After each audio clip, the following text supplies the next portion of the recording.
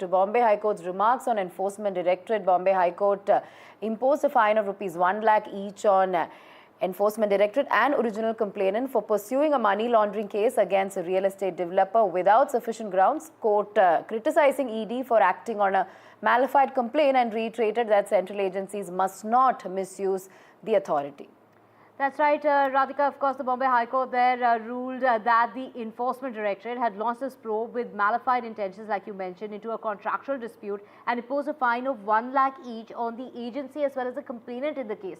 What was really said is by the court that they were really compelled in order to, set this exemplary cost because a strong message needs to be sent to the law enforcement agencies like the Enforcement Directorate that they shouldn't conduct themselves and that they have to be very, very careful when it comes to the law and order situation, and they cannot really take law into their own hands. And we have Anuj joining us. Anuj, take us through the details of what really happened in court, and the court coming down very heavily as far as the ED is concerned and try to make an example out of how the ED really needs to really not take law into its own hands.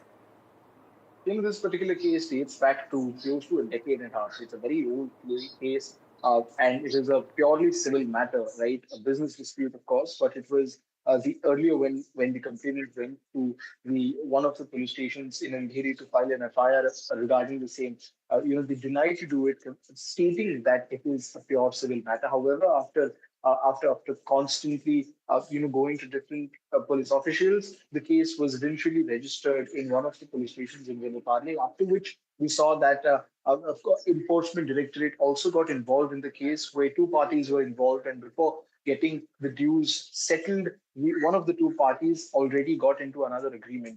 But the person against whom the case has been filed, and the court also observed that there are no part of definition of cheating fits into this particular act, which is why the involvement of Enforcement Directorate becomes so questionable.